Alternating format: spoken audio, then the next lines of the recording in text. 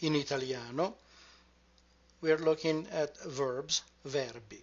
We're looking at the infinitive form. So what is the infinitive form? Let's take the verb parlare, which means to talk, to speak. The word parlare only gives us the meaning. It doesn't tell us who is doing the talking, when this is happening, and under what conditions, what I call the mode. The same thing when you hear to talk. Now, if I say I talk, we know who. We also know when, which is in the present. And we also know it is a statement. I talk. We know who, when, and under what conditions. Let's go back to parlare again, which we know now simply means to talk. No information other than the concept. Let's take you as a subject, and we say you talked. Now we know who did it, when it is in the past, and we know that the mode is the same. It is simply a statement. Parlare again, to talk, and let's look at a different form. Talk. That word does convey other meaning. It says who, which is you, when, it is now, and what is the mode? It is a command, it's an order. Talk is different than you talk. You talk is a statement, talk is a command. The infinitive describes the action, and the conjugated verb instead gives us more information about who is performing the action, the time, and the mode. In Italiano, the infinitive form is composed of two parts. The first part is called the stem and never changes. And then the second part is the ending of the infinitive. There are three possible endings for the infinitive, and they are are, ere, and ire. When you look up the word for talk, to talk, on the dictionary, you will find that it says parlare and then V, which means verb. Now, you know that this parlare is made of two parts, the stem and the suffix or ending, the ending of the infinitive. I'm going to repeat again that this form doesn't tell us who is doing the action, when this is happening, the mode.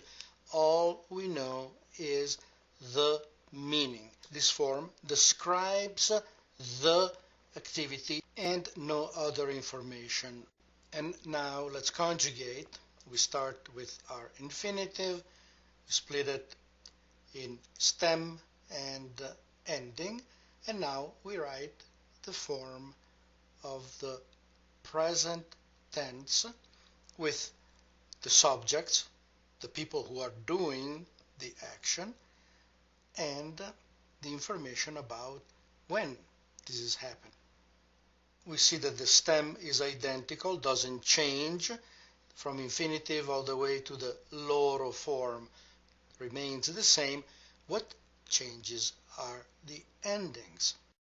Io parlo, tu parli, lui or lei parla, noi parliamo, voi parlate, loro parlano. In parlano, the stress is moved back by one syllable. Quickly, here are the endings: o, I, a, iamo, ate, ano.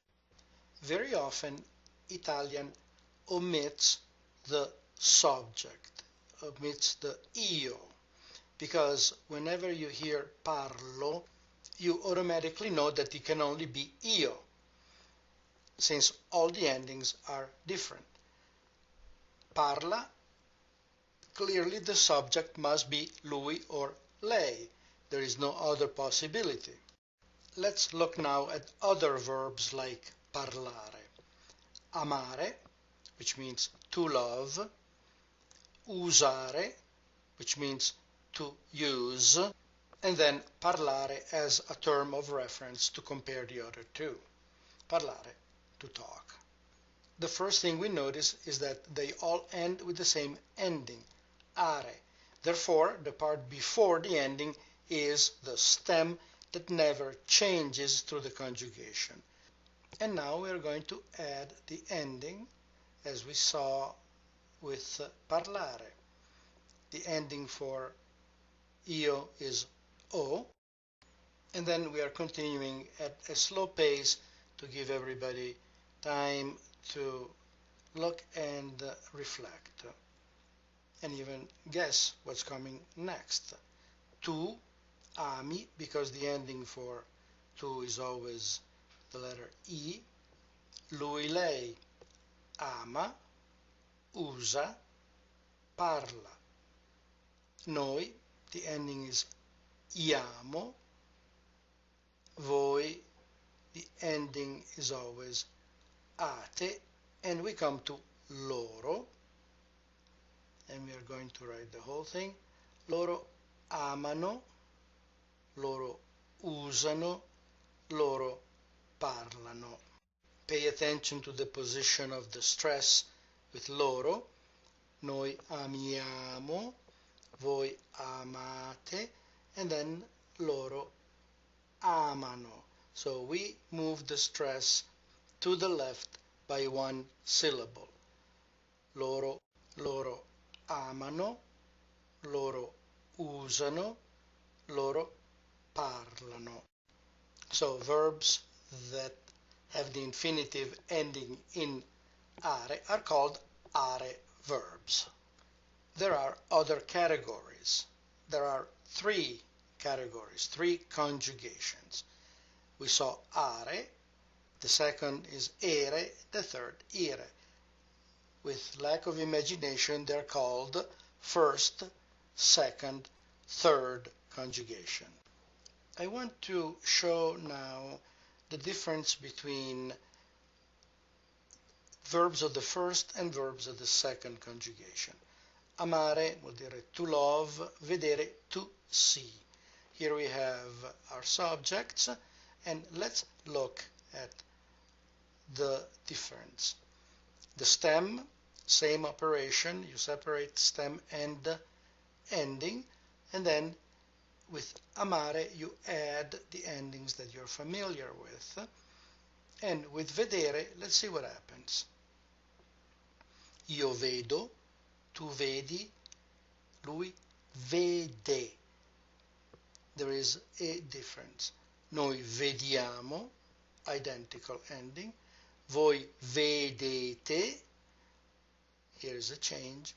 E loro vedono. Remember to retract the stress. So we have three endings that are identical and three that are different in the first and the second conjugation. So pay attention. And that's all for today.